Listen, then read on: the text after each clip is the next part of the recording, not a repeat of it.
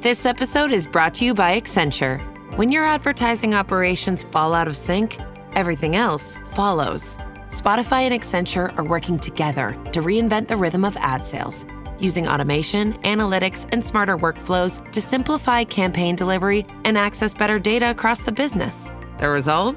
Less time spent on operations, more time connecting brands with the moments and fandoms that matter most. Learn more at accenture.com/Spotify. Here's your report. Oh, thanks, Jane. I wish I could hire someone just like you. Try LinkedIn Hiring Pro. It's more than a job board. It's like the recruiter you always wished you had. Hiring Pro uses real-time insights to match your role to LinkedIn's unique network of professionals and delivers a short list of best fit candidates. You'll spend less time sorting applicants and more time talking to the right people. Let's do it. You're irreplaceable, Jane, but another you would be great. Hire right the first time. Post your job for free on LinkedIn today at linkedin.com/quality. Welcome to Holocron History, Star Wars Canon versus Legends, where we take a deep dive into the Star Wars universe, such as characters, creatures, stories, and so much more. Hosted by Ben of Temeria and Kadojo.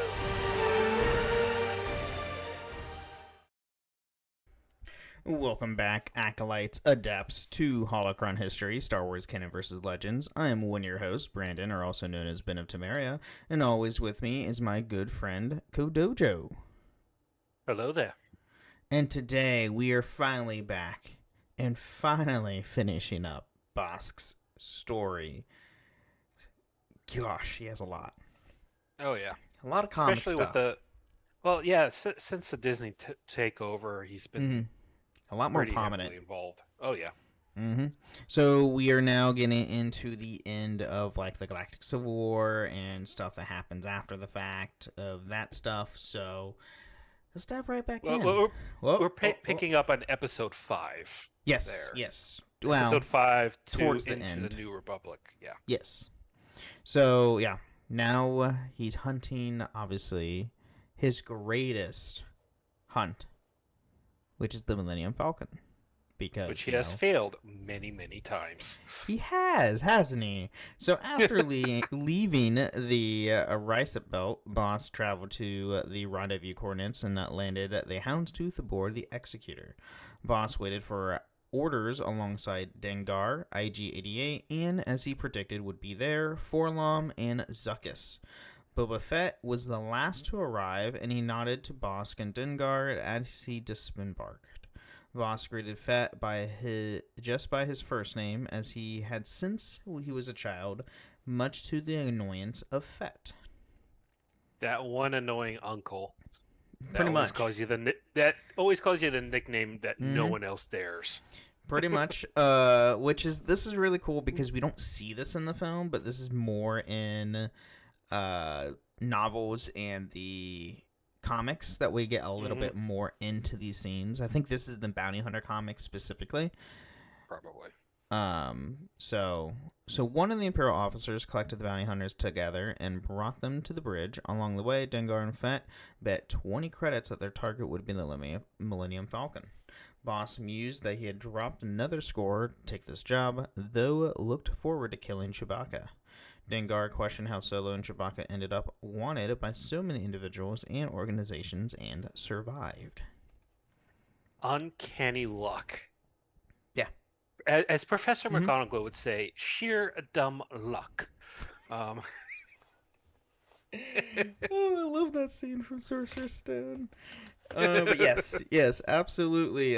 Sheer dumb luck is for sure, and it's the lucky dice. It's just because of the lucky dice. So Bossk guessed that joining the Alliance to restore the Republic may have helped them despite their stupidity. Once on the bridge, the hunters were made to wait once more. Vader soon arrived and began sizing up Dengar and IG-88. Admiral Fremus Piat murmured to his fellow officers that the hunters were scum, to which Bossk uttered an unmistakable warning to the Admiral in his native Dosh. Yeah, there's that scene where he says, "You don't need their scum kind here." And he made a hiss, you could tell. Yeah. And that Dosh is the native tongue of Trandoshans, which is, hisses and all that like lizards do. Lizard noises. Yeah. So as Fat had predicted, their target was the Falcon. The anticipation among the hunters lasted for only a moment before the Imperial officer announced that the ship had been located. The hunters returned to the hangar bay, where Forlom and Zuckus quickly departed. Bossk and Dundar were ready to leave, but were puzzled by Fett's choice to stay back. Bossk questioned that what was going on in his head, and Fett explained that as stupid as Solo was, he wasn't going to risk his ship against the Empire, and that something was wrong. So, if I remember correctly, this was Solo leaving the asteroid belt. Or the big asteroid with the worm. Yes, I think. I mean, that's where Boba tails him, isn't it? No, that's where the Empire tails them. He hides out in the asteroid, which turns out to be a worm. They fly out, and I think this is where it picks up. Yeah.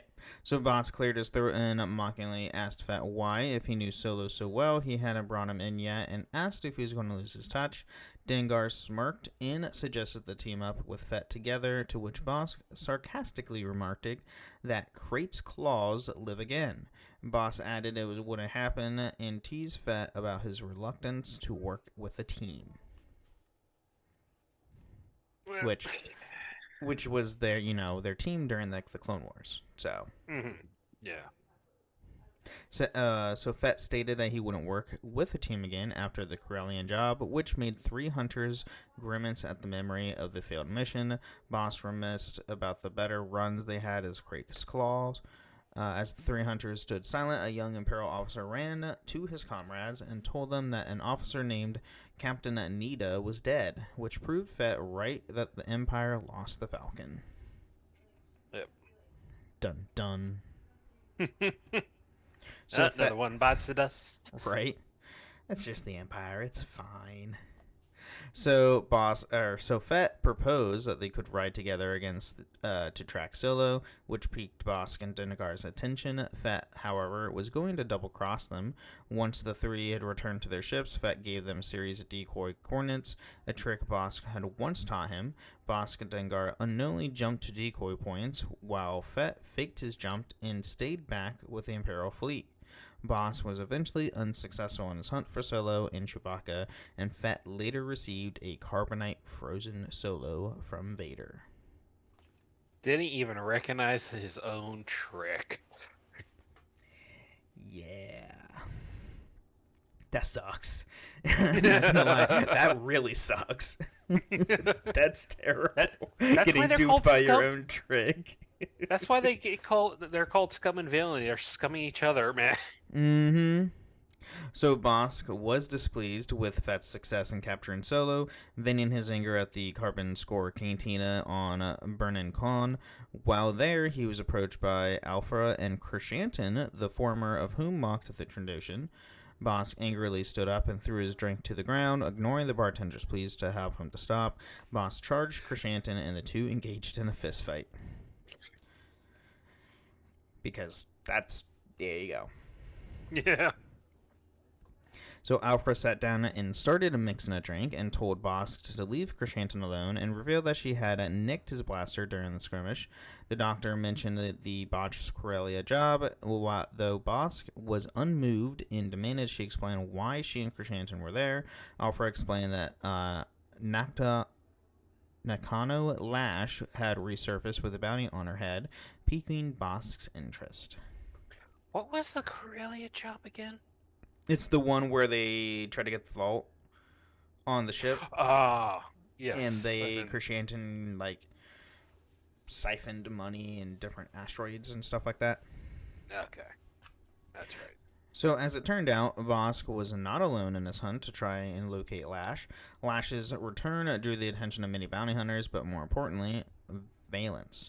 Fett and Tongara were all on the hunt to find and kill her. With Alpha's intel, Bossk traveled to the graveyard planet Gamera, where Lash had recently been sighted. Upon landing, Bossk had met with one of the graveyard's caretakers, whom asked for alms from the Trandoshan. You don't ask money from a Trandoshan. No. You'll ask for death by doing that. Bossk yelled at the caretaker, who ran away from him. Also on Galmera was Valence, who Bossk encountered at the grave of Lash's parents. Bossk pointed his rifle at Valence and accused him of being on Lash's patrol during the Cruelia job. Valence reminded Bossk that he was the one hunter to escape unscathed. Unlike Valence and the others, Bossk waved away the fact that he told Valence that it would still be worth to kill him, given Valence's droid had discovered the coordinates of Lash. Man, bounty hunters just don't trust each other. God, no. No, they do not. This is just... It's something. So Bossk fired a Dioxis grenade at Valence, which is poison, by the way, if nobody knows that. It's a paralytic... Battlefront 2. Yes, Battlefront 2. You can use this. This is a thing you can use, and it's actually really good. Who hid and took cover. Bossk mocked his former partner as the search through the mist for him. Valence fired at Bossk from higher ground, and the tradition fired another grenade at him, which pushed the cyborg to the ground. Valence tried using his palm blasters at Bossk, but they malfunctioned and ran through the ruins as Bossk continued firing a barrage of explosives at him. Valence threw a rock at Bossk, then punched him hard enough to momentarily knock him back. That must have been a hard punch. No kidding. Like, Right. That's insane. Trying to... Trandoshans are thick-skinned, literally. Mm-hmm. Yeah. Literally, 'cause the reptiles, their skin's not soft. So Bossk threw a punch in retaliation and then jumped over Valence before he could grab his leg. The Trandoshan continued pummeling Valence, though he was pushed to the ground after Valence slammed his head into Bossk's. Before Bossk could stand back up, Valence struck him with a large rock. Valence mused that he could kill Bossk if he wanted, but instead cuffed him so he could remember his loss. That's Ouch. points away in the Great Hunt. No kidding. That sucks. So Bossk remained cuffed to a column on Galmera, where he was found by Fett. Fett interrogated Bossk where Valence had gone. Bossk told Fett and Lash had given Valence coordinates, then suggested that he release him and they could work together to find Valence and Lash. Fett instead mocked the idea, telling Bossk there was no chance that they work together. Fett then kicked Bossk hard in the jaw, knocking him unconscious and leaving him on the graveyard world.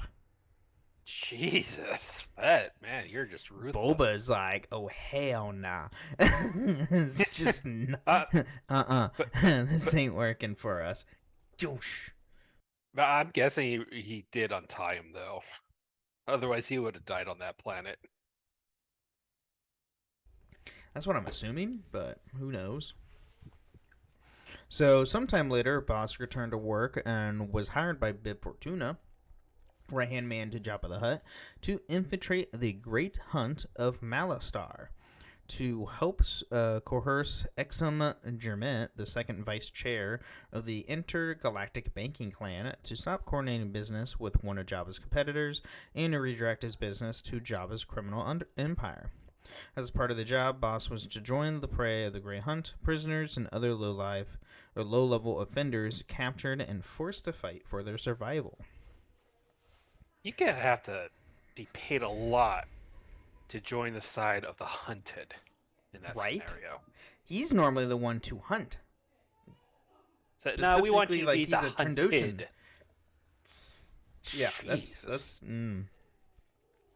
So Bossk saved a small group of prey from a grand hunter, easily digging his claws into the head, killing him. The group thanked Bossk, but the Trandoshan coldly told them that they still hadn't survived the night, and only one of them may live. One of the Malastar hunting club's probe droids captured the killing, though Bossk ignored the group's request that he destroy it, instead wanting the footage seen by Jermet. Yeah, he's coming for you. Mm-hmm. Bossk violently subdued one of the distracting runners and forced the others into submission to his orders. While Bossk and the prey walked through the forest, they selected a clearing to set up a trap. One of the runners stood in the center of the clearing, where the hunter trying to kill them would be impaled by several spears from the caves below, or caves above. Ouch. God Dang, he's not letting anything go. I'm starting to sense some frustration from the man. Maybe some pent-up aggression. It's just a bit, just a little, just I don't know, maybe a smidge. So 2 Doug hunters located the clearing in search of Bossk, where one entered the trap and was skewered. Like he's dead. Bossk snuck up behind the other, who managed to counter Bossk's attack and hit him in the jaw. One of the prey shot the Doug while Bossk fought him, angering the Trandoshan. The runner told Bossk that they were returning the favor of saving them from the Grand, but instead of thanking them, Bossk told them not to get in between him and his targets ever again. To be fair, the runner could have hit Bossk just as easily in that scenario. Mm-hmm. True. Very true. So the news of Bossk's presence brought Exum Jermet out of his private club and onto the hunting field, eager to kill the Trandoshan himself. While Jermet and his team tracked him, Bossk and his group made their way to the edge of the valley, where they could see Bib Fortuna's ship. The group of runners were unaware that it was Fortuna's ship, and Bossk promised them that it was a way off-world as part of the plan to draw out Jermet. Dun dun. Yeah, that doesn't smell like a setup at all. Oh, it is. Absolutely. So using the ship as bait, Bossk set up the group running towards it across the open field, where all but one was gunned down by Jermet's hunting group. While they were massacred, Bossk disappeared from their sight and buried himself underneath the sand. When Jermet's hunting group ceased fire, they noticed, and Bossk was not present with the prey. Dun, dun, He did dun, dun. say only one of them would survive the night. He met himself. So he wasn't lying. Well, oh no, there was all but one? Yeah. Yeah, all but one. So that's true. So at the moment, Bossk burst from the ground and slashed the eyes of one of the hunters, setting off his detonator in the process. The explosion killed 2 more hunters, and Bossk eluded the blast, while Jermet and his companion Grumgar got their bearings. Bossk leapt into the smoke and threw his saber into the head of another hunter, and then attacked Grumgar. I'm So guessing he's just saber... starting to massacre. Yeah, it's just like a saber. It's not like a lightsaber, but it's just like a standard, like it's like a vibro blade. Yeah. So Bossk and Grumgar entered a fist fight, but the large Dotooin was no match for the agile Bossk, who slammed a rock into the opponent's head. As Bossk walked away from the unconscious Grumgar, the surviving prey called out Bossk for using them. Bossk snidely remarked that he had been right earlier. One of the prey had survived. I said it. True. You did. Absolutely. So Jermet and the remaining hunters ran towards Fortuna's ship in order to escape Bossk, though Fortuna refused to him entry unless he reneged on his contract with Jabba's competitor, lest he be killed by Bossk. Jermet refused the offer, and Fortuna and Bossk sneak up behind Mun and kill him. Yeah. He did. Of the Mune. Oh, the Mune, yeah. Because I think that's what Jermet was, some Mune. Yeah. Bossk followed Fortuna onto his ship, where Jabba's advisor complimented his work and offered some of the food that he had taken from Jermet's hunting club. Though Bossk was disinterested in the cooked meats, Bossk asked Fortuna about another job he had been told about, and Fortuna informed him it would be a difficult challenge, exciting the Trandoshan. I still want to know how much Bossk got paid for this job. Right? Yeah, we don't find out what he gets paid in this. It had to be a lot. From Jabba specifically, I would imagine this was a lot. A lot. Especially specifically, it was against one of Jabba's competitors. Mm-hmm. Yeah. Oh yeah. So yeah. But with that being said, let's take a quick mid break. Thank our patrons, and we'll be right back. Now playing on Netflix, The Hawk. From the mind of Will Ferrell. Oh, mama, I'm back! Comes a new original series. Get ready, get ready. That's it. Did I stutter? When an iconic pro golfer Lonnie, Hawkeye! takes one last swing at greatness. You were a big shot golfer. I still am a big shot golfer. No one Dad, I'm the honk now. will stand in his way.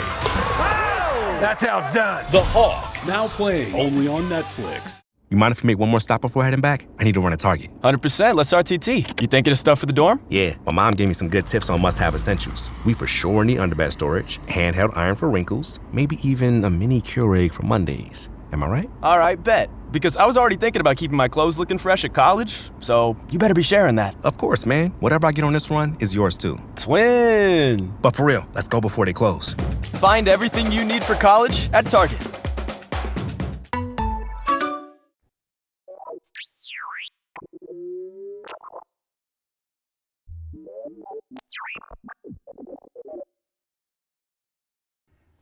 All right, welcome to the Middle Show. We're talking about everything with podcasts. There's nothing to do with the lore of Star Wars. Here, we want to thank all of our amazing patrons.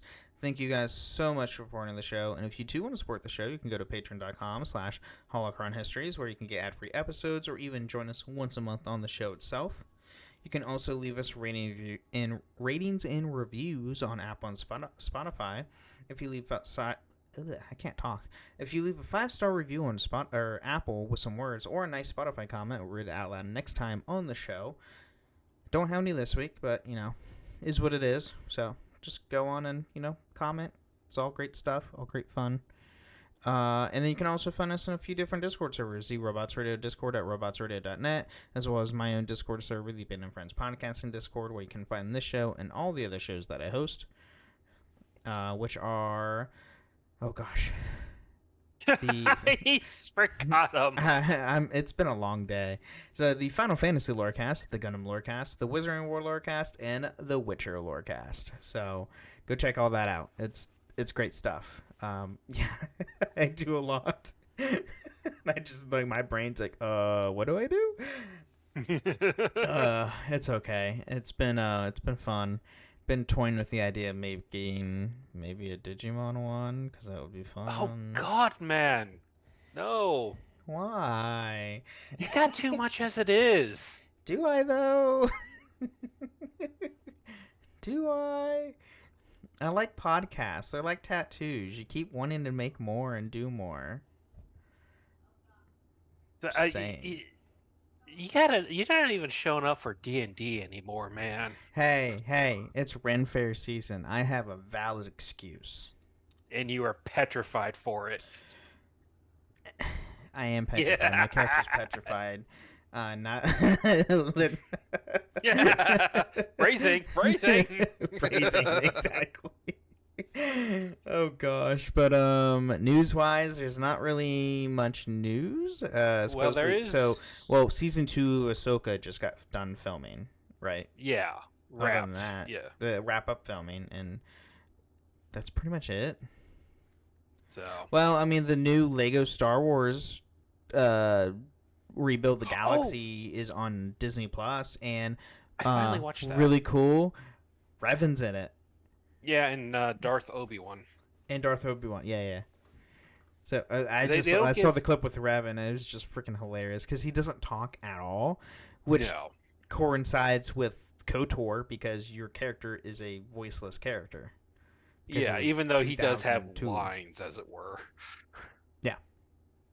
But you never hear him speak. Correct. But yeah, cool stuff. It's fun. Cal Kestis is in it. Cameron Monaghan came back to voice Cal Kestis, and I did see the interview. And what? Abed Best, the voice of Jar Jar. Mm-hmm. Yeah, because he came back as is he Darth Jar Jar on that one, or is that the other one? I think that was the first season, but yeah, that was the first season. Okay. So no, he was in this one. Oh, was he? I haven't seen either season yet. I won't spoil it. It's just Lego stuff. I don't care if it's spoiled or not for me, but whatever. And then obviously Ashley Eckstein came back to reprise her role as Ahsoka, but as a Lego format. It's like a large Lego format, which is really, really weird. And then, hang on, Mark Hamill. Yeah, Mark Hamill voiced was in there. Luke.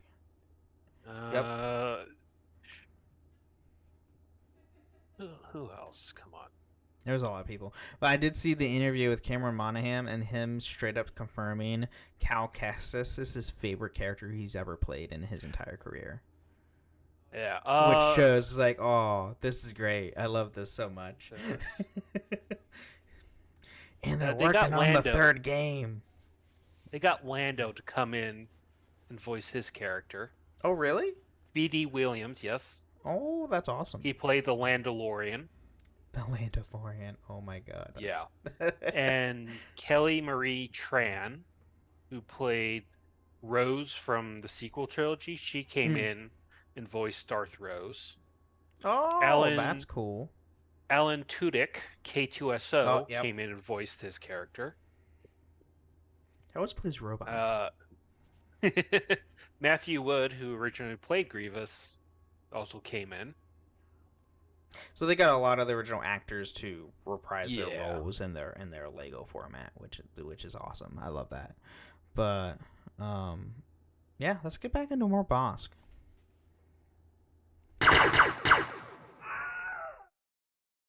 Get business done with the new American Express Graphite Business Cash Unlimited card. With unlimited 2% cash back on all eligible purchases, unlimited 5% cash back on flights and prepaid hotels booked through American Express Travel Online, and a flexible spending capacity that can grow with your business, you'll have the confidence to keep building. Apply today and earn a welcome offer of $1,500 cash back after you spend $50,000 in qualifying purchases on your new card within the first 6 months of card membership. Terms apply. Learn more at go.amex/graphite. Visible puts the ultimate wireless hack in the palm of your hand. With unlimited 5G wireless data and hotspot designed to keep you connected, powered by Verizon's 5G network. And no contract holding you back. Plans start at $25 a month, or get the premium Visible Plus Pro plan and save $10 on your first month when you use promo code HACK. Make the switch at Visible.com. Terms apply. See Visible.com for details. All right, so now there's a war, not just with the Empire or in the rebellion. It's a war of bounty hunters. They finally snapped. Wait, they didn't already? They weren't already snapped before? Well, they're trying to kill each other now. Fair point. So Fortuna informed Bossk that Jabba had placed a bounty on Boba Fett, who lost Han Solo while trying to bring the frozen smuggler to the hut. While en route to deliver Solo to Jabba to collect the hut's bounty on him, the carbonite holding Solo captive became unstable, and Fett had to make a quick stop on Nar Shaddaa to have it fixed. Though things went awry when agents of the revived criminal organization Crimson Dawn stole Solo from him for their own purposes. Okay, that I was just saying, how do you screw up going from point A to point B in space? How do you screw that up? That's a good point. That's a good question. So, believing Fett, who have sold Solo, Jabba placed a price on his head, and with the return of Solo as a bonus, with the information given to him by Fortuna, Bossk tracked Fett down to Jakara, where Crimson Dawn was hosting a large auction attended by nearly every criminal organization in the galaxy. Except for Jabba the Hutt, apparently. Right. So Fett had arrived on Jakara to claim Solo from Crimson Dawn, but after landing his ship, he was attacked by Bossk. Bossk fired a grappling line around Fett, snarling that Jabba had some questions for him. Fett used his flamethrower to create a cloud of steam as cover and to cut the wire restraining him, and then he fired a rocket from his jetpack, which Bossk dodged. Although Bossk dodged the rocket itself, the projectile hit a ship behind him, destroying it and disintegrating in his legs in the blast. Ouch. Well, don't worry, lizards grow their legs back. Well, he can grow all his limbs back, but still. Both legs, though, that's going to take a while. No kidding. So Bossk crawled from the wreckage where Fett stood over him. Bossk was not concerned with his legs, given that he could grow them back. The Trandoshan faced Fett, asking what would he do with him. Fett told him that he would not kill him, instead trying to have him he said tying him to a rock as a message to any bounty hunters that were trying to collect the bounty on his head.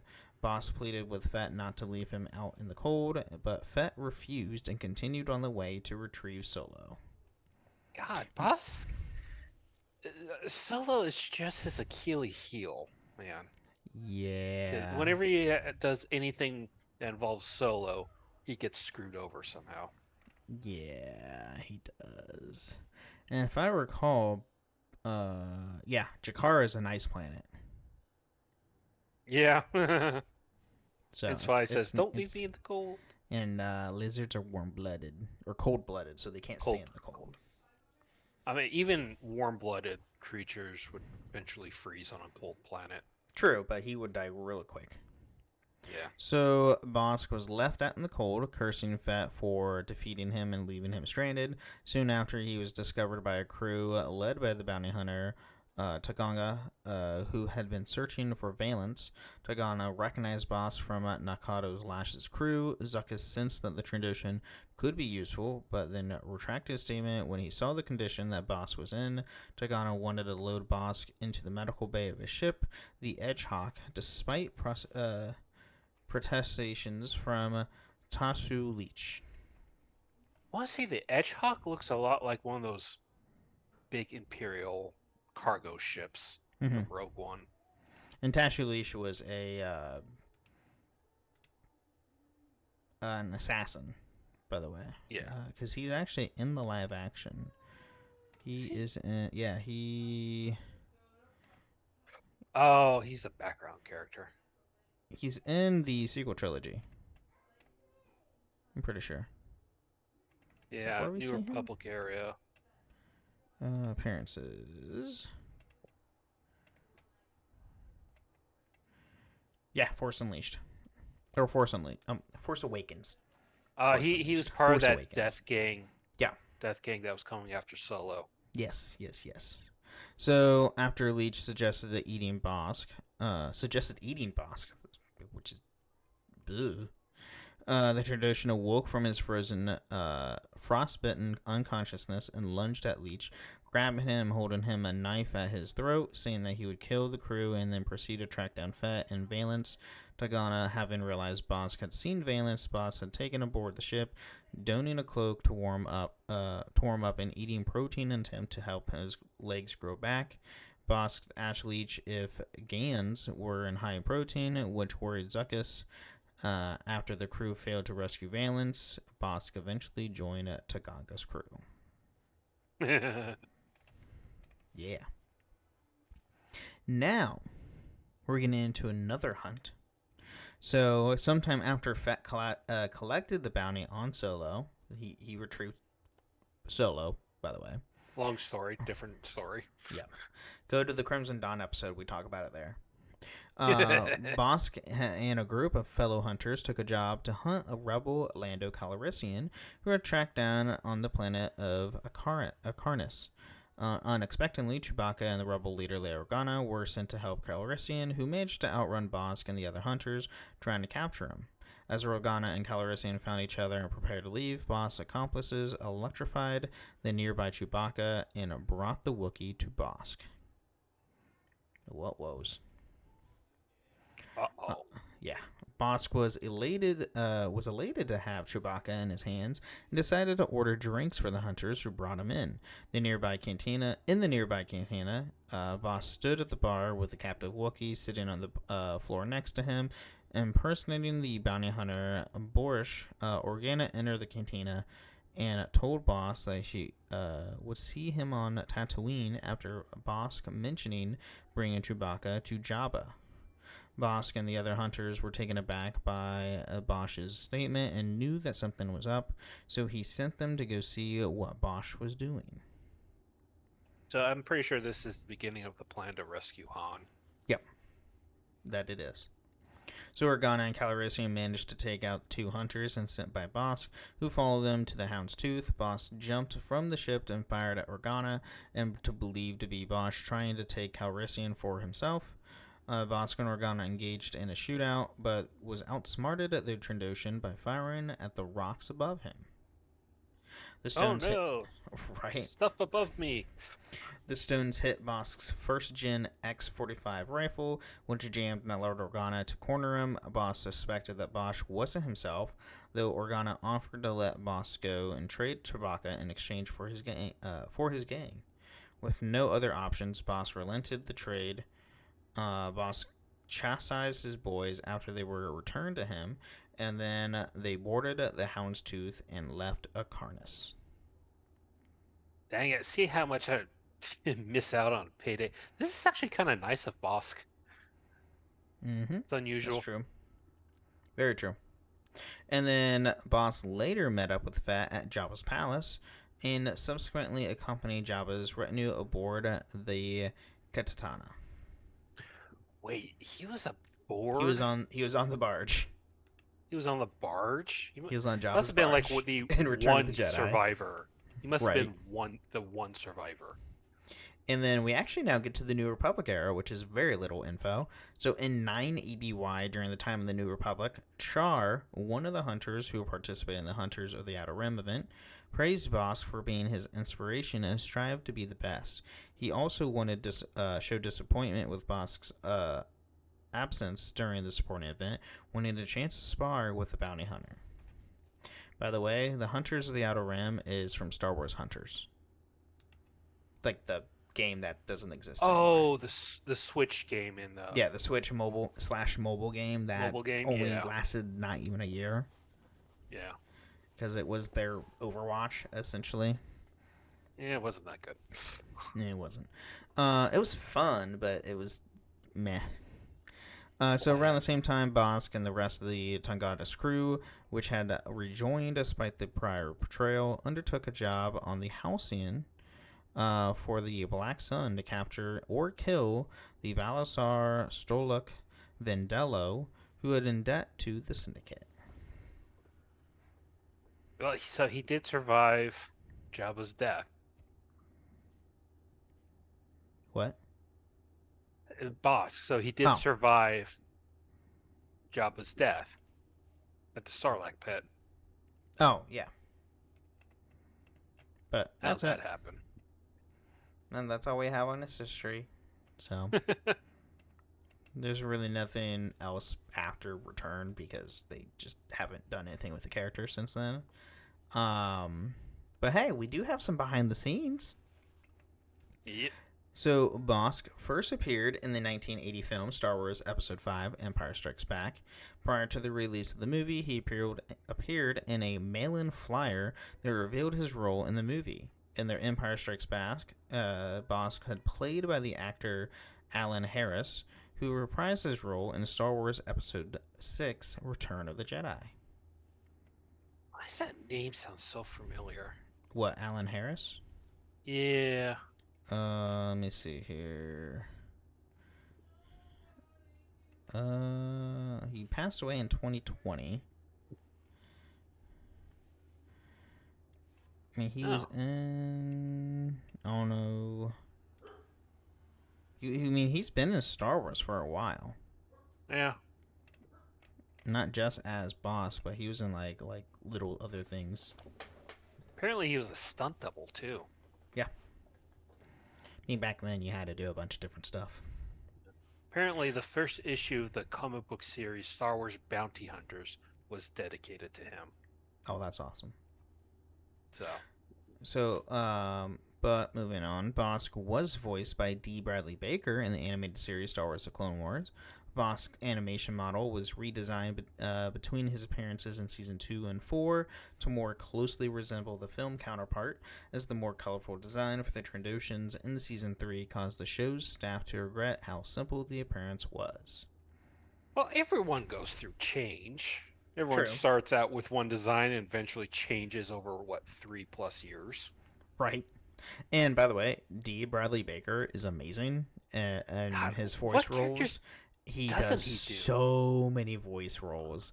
He does a lot. He does he's all the clones, every single one, and he does each variation. By the way, and it can go back and forth between them, which is really cool. He was in Jedi Academy. Was he really? Yes. Oh, I didn't know he was in Jedi Jedi 2, Academy. Reborn 2, Rocket Trooper Officer, and Nogari. Oh, that's cool. I didn't know he was in there. He does a lot of creature voices too. Yeah, he does a lot of stuff like that. I actually go to his he has a website specifically on how to become a voice actor, and he has a lot of great insight and stuff like that. If you are wanting to get in the industry like that, his website is a really good tool. He was a vulture droid. Yeah, creature stuff. So, in the fourth draft of Empire Strikes Back screenplay, Bossk was described as a slimy, tentacled monster with 2 huge, bloodshot eyes and a soft, baggy face. The Bossk outfit was actually recycled from a 1966 Doctor Who serial titled The 10th Planet. The suit itself was actually a high-altitude Windac pressure suit, a suit used by the British Royal Air Force in the 1960s. Yeah, that would be his pilot suit, quote unquote. By the way, that's awesome. Because, I mean, George Lucas, if nobody knew, he reused a lot of different stuff and just, like, added little things here and there. And, like, with the production of behind-the-scenes stuff with the original trilogy is amazing. And well, he kind of had to. Oh, yeah, absolutely. I mean, it was all low budget. Like, the first super low budget. Yeah, the first 2 movies was, like, bare minimum budget for him. Mm-hmm. And there was not back then. There was not a lot of money, not like today. It's not like today where a low budget is like only $30 million. No, it's not like I don't think he had even $1 million to deal with back then. So before the cancellation of the Clone Wars TV series, Bossk was set up to make an appearance during the 4-episode arc starring Boba Fett and Cad Bane in a clip revealed during the Animation Origins and Unexpected Fates panel at Celebrations Orlando in 2017. Bossk and Embo were seen siding with Bane during a standoff between Fett and the other bounty hunters. Bossk then suggests that Bane give Fett his chance to prove himself. I'm pretty sure this arc ended with Fett and Bane in a shoot-off, old Western standoff. It did. Which I'm kind of happy they pushed that back to the Boba Fett show. True. Writer John Kasdan originally desired to include Bossk in the 2018 Star Wars anthology film Solo, A Star Wars Story. However, Kasdan ultimately concluded there was no place for Bossk in the film. In Kasdan's drafts for Solo, Bossk was part of the Cloud Riders to serve as Enfree's Nest's second in command, only to abandon her at the end of the film. That does seem right. Yeah, Cloud Rider seems more of a rebellion. That and like it doesn't make any sense for Bosk's character. No, I mean it would make sense if he was a predator trying to hunt them down. Yes, because they like stole Imperial equipment, so they want to put a bounty, and so he's following along. That would have made more sense. True, I agree. So, though Kasdan fought to keep this scene, he was overruled. In the comic series Star Wars Bounty Hunters, writer Ethan Sachs wanted to show Bossk begin a development attachments and possibly a degree of a conscience, but ultimately failed to shed his Trandoshan nature. In the long run, such would hurt Bossk, turning him into something of a tragic character. Yeah, I don't agree with him developing a conscience. His like a crocodile tears. Right. So, and then although Ultimate Star Wars New Edition stated that Bossk and Fett escaped from the Republic Detention Center, Star Wars The Seekers the Bounty Hunter later established that they were released. I would prefer the escape because they makes did a lot of bad things. Yeah. To be released when the Republic's going to release us. First off, why? Less than a year? For literally destroying a Star Destroyer, Venator Star Destroyer, killing unknown number of clones, And then Bossk also appears in the LEGO Star Wars The Freemaker Adventure Season 2 episode, Return to the Wheel, which premiered on August 3rd, 2017. He and several other bounty hunters, including Dengar, Forlom, IG-88, and Zuxix, captured the Freemakers, but they escaped after Cordy created a fight between the droid and organic bounty hunters. Go watch the Freemaker Adventures. It's a great little Lego story. Yeah, I still haven't watched that one either. It's pretty good. Fair enough. But yeah, that's all we have on Bossk. We finally did it. We finally finished him. Yep. Do you have any final thoughts or anything on Bossk as a character as a whole? I mean, if he would have stayed away from Solo, he would have been a great bounty hunter. Mm-hmm. But every time he got near Solo, his reputation just kept taking hits. Yeah. Whenever it's like, oh no, it's Solo, bam, gets down, knocked down a notch. Bam, another notch. True. That's true. But yeah, well, everybody, thank you again for listening to Holocron Histories, Star Wars Canon vs. Legends, and may the Force be with you. Thank you for listening to Holocron Histories, Star Wars Canon vs. Legends. You can find us on the Robots Radio Discord at robotsradio.net, the Ben and Friends podcasting Discord, where you can share your thoughts, experiences, and love for the Star Wars lore. And don't forget, for the Republic!